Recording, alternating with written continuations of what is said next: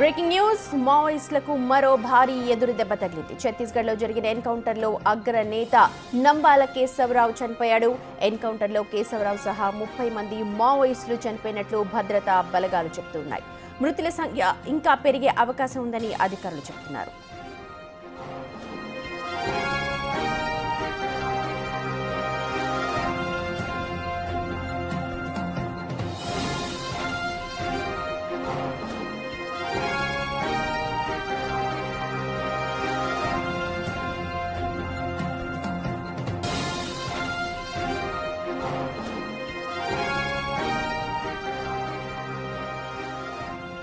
ప్రస్తుతం big TV screen మీద చూస్తున్నారు నంబాల కేశవరావు అలియాస్ బసవరాజ్.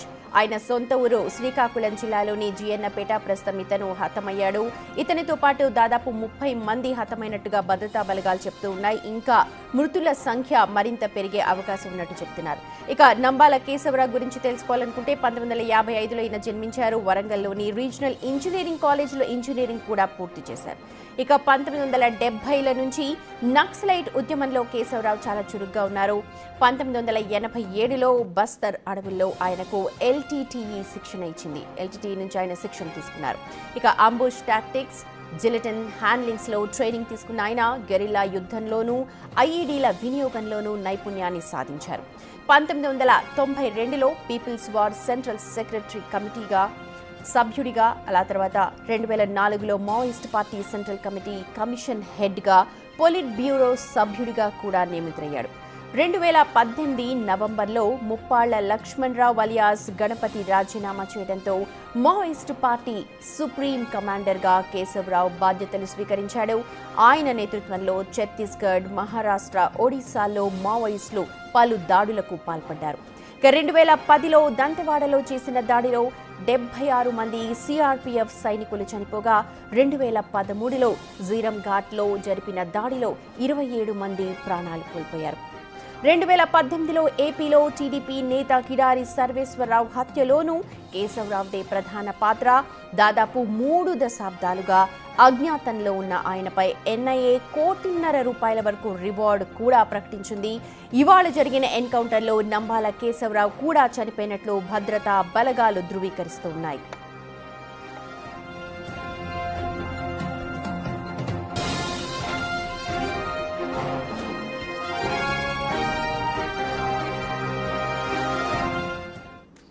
రైట్, ఈ ఎన్కౌంటర్కి సంబంధించిన మరిన్ని అప్డేట్స్ అందించడానికి అసోసియేట్ ఇన్పుట్ ఎడిటర్ నగేష్ సిద్ధంగా ఉన్నారు. నగేష్, చాలా ఉన్నత స్థాయిలో ఉన్న వ్యక్తి, అలాగే 3 దశాబ్దాలుగా నక్సలిజాన్ని ఏలిన వ్యక్తి ప్రస్తుతం చనిపోయినట్టుగా భద్రతా బలగాలు ధృవీకరిస్తున్నాయి. ఒకసారి ఓవరాల్ ఎన్కౌంటర్కి సంబంధించిన అనాలిసిస్ చెప్పండి. మావోయిస్టు పార్టీకి భారీ ఎదురు దెబ్బ. 2 అగ్రనేతల్ని వాళ్ళ కోల్పోయింది మావోయిస్టు పార్టీకి సంబంధించిన ఈ మధ్య కాలంలో ఆపరేషన్ కగార్ అయితే వచ్చే సంవత్సరం 2026 మార్చ్ అంటే కంప్లీట్ క్లోజ్ చేస్తాం, ఒక్క మావోయిస్ట్ను కూడా దేశంలో లేకుండా చేస్తామని చెప్పి అమిత్ షా చెప్పిన ప్రకారమే ఇవాళ జరిగిన బస్తర్ జిల్లాలో 4 జిల్లాలను కలుపుకొని ఉమ్మడి భద్రతా దళాలు పూర్తిగా ఎన్కౌంటర్లో పాల్గొన్నాయి. 30 మంది నక్సల్స్ ప్రస్తుతం మరణించినట్టుగా సమాచారం అందుతోంది. నారాయణపూర్తో పాటు బీజాపూర్, దంతెవాడ, కొండగావ్ జిల్లాల నుండి కూడా ఉమ్మడి ఆపరేషన్ కోసం భారీగా భద్రతా బలగాలు మోహరించి నిన్నటి నుంచి ఎన్కౌంటర్ కొనసాగిస్తున్నాయి. కానీ వాళ్ళ ఎన్కౌంటర్ సంబంధించి బయటకు సమాచారం అందించిన పరిస్థితి. ఇందులో సెంట్రల్ కమిటీ కార్యదర్శి నంబాల కేశవరావు అలియాస్ గగన్న అలియాస్ బసవరాజు కోల్పోవడం అనేది మావోయిస్టు పార్టీకి భారీ ఎదురు దెబ్బని చెప్పచ్చు. 1970s ప్రాంతంలో మావోయిస్టు పార్టీకి ఎంటర్ అయిన నంబాల కేశవరావు మావోయిస్టు పార్టీని చాలా వరకు తను ముందుండి నడిపించాడు. ఎన్నో భారీ ఆపరేషన్లు నిర్వహించడం కూడా చాలా కీలక పాత్ర పోషించిన పరిస్థితి. 1955లో ఆంధ్రప్రదేశ్లోని శ్రీకాకుళం జిల్లా జియన్నపేటలో జన్మించిన ఆయన వరంగల్ ఆర్ఈసీలో ప్రస్తుతం నిట్గా పిలువబడుతుంది. అందులో బిటెక్ పూర్తి చేశారు.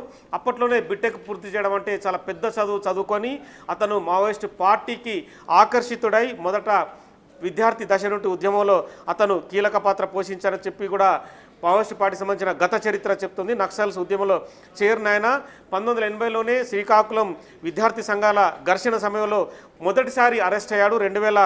2004లో సిపిఐ మావోయిస్ట్ పార్టీ ఏర్పడినప్పుడు కేశవరావు సెంట్రల్ మిలిటరీ కమిషన్కు నాయకత్వం వహించాడు. తదుపరి పొలిట్ బ్యూరో సభ్యుడిగా గెరిల్లా యుద్ధానికి సంబంధించిన ఐఈడీల వాడకంలో నైపుణ్యం కలిగిన వ్యక్తిగా కూడా అతను నెక్స్ట్ స్టెప్ వేశాడు. 2018లో గణపతి రాజీనామా తర్వాత పార్టీకి సుప్రీం కమాండర్ బాధ్యతల్ని నంబాల కేశవరావు స్వీకరించిన పరిస్థితి.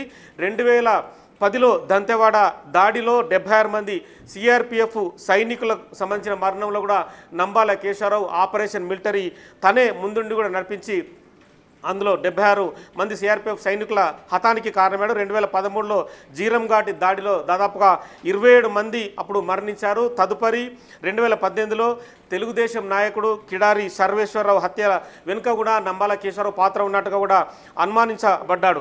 1987లో ఎల్టీటీ చాలా కీలక ఆపరేషన్స్ లో ఈయన ఉన్నాడు కేశవ అన్నతను. ఇప్పుడు ఇంకా ఆపరేషన్ కగార్ మీరు చెప్పినట్టుగా మొత్తం సమూల నిర్మూలనలో భాగంగా జరుగుతున్న ఆపరేషన్ కగార్ కి సంబంధించి ఒకసారి అప్డేట్స్ చెప్పండి.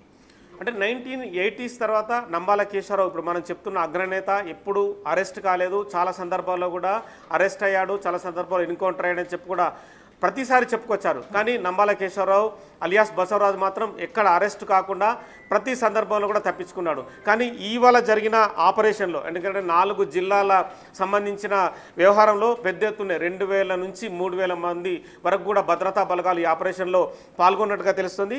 ఈ క్రమంలోనే నంబాల కేశవరావుతో పాటు మిగతా 30 మంది కూడా తనతో హతమయ్యారు.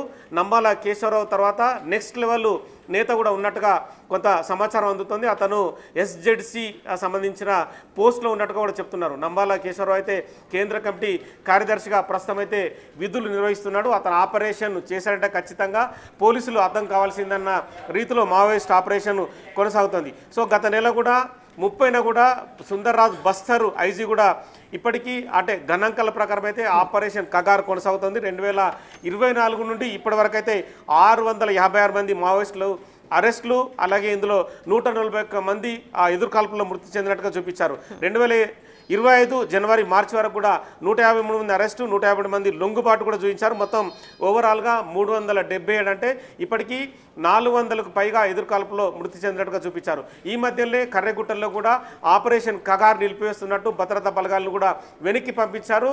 కానీ తదుపరి భారీ దెబ్బనే మావోయిస్టులకు రుచి చూపించారని చెప్పచ్చు.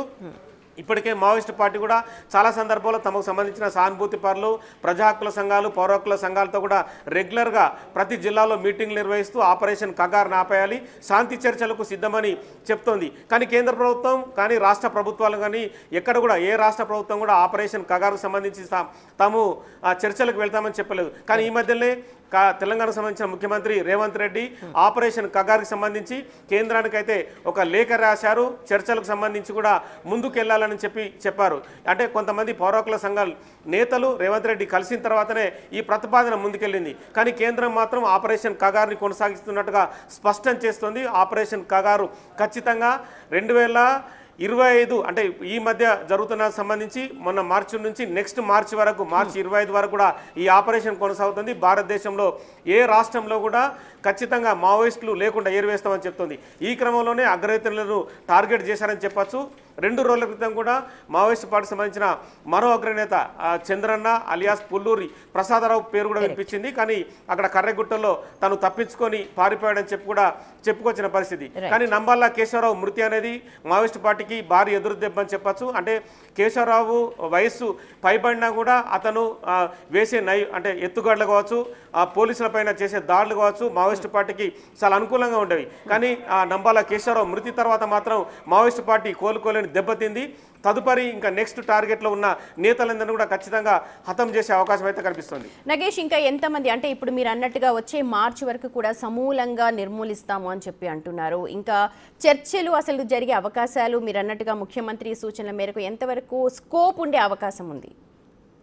అంటే చర్చలకు సంబంధించి ఇప్పటికైతే అంటే కేంద్ర హోంశాఖ మంత్రి అమిత్ షా చేసిన ప్రకటన ప్రకారం అయితే చర్చలకు ఎక్కడ సంసిద్ధంగా ఉన్నట్టు కనిపిస్తలేదు. అంటే భారతదేశంలో ఉన్న 29 రాష్ట్రాలకు సంబంధించిన ముఖ్యమంత్రులు కావచ్చు, హోంమంత్రులు కావచ్చు, ప్రతిపాదనకు అంటే ఎక్కువ రాష్ట్రాలు ఒప్పుకుంటేనే కేంద్రం ఒకవేళ తలొగ్గుతుంది.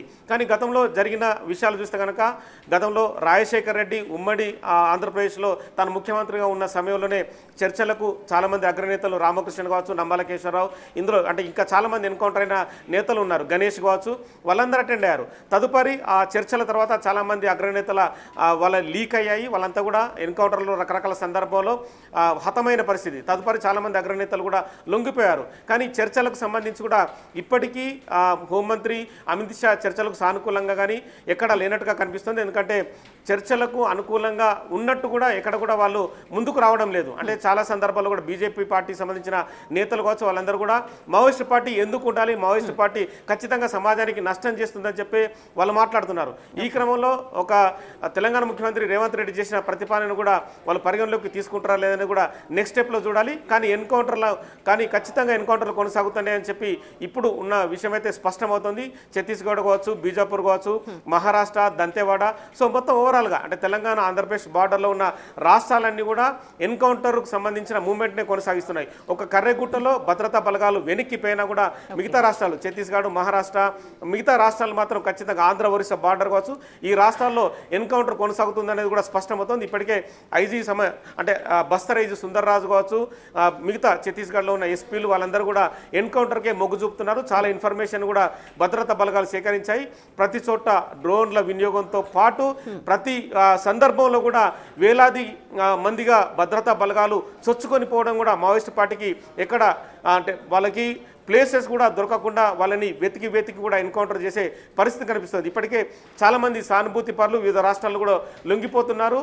ఖచ్చితంగా అంటే ప్రభుత్వం చెప్పేది ఏంటంటే సామాజికంగా ఎదుగుదల ఉంది, అనవసరంగా మీరు మావోయిస్ట్ పార్టీ బాట పడుతున్నారనే విషయాన్ని ప్రభుత్వాలు చెప్తున్నాయి. ఈ క్రమంలోనే ఎన్కౌంటర్కే ప్రభుత్వం ముందుకు వెళ్తుందనేది మాత్రం ఇప్పుడు జరుగుతున్న తాజా ఎన్కౌంటర్ అయితే స్పష్టం చేస్తుంది.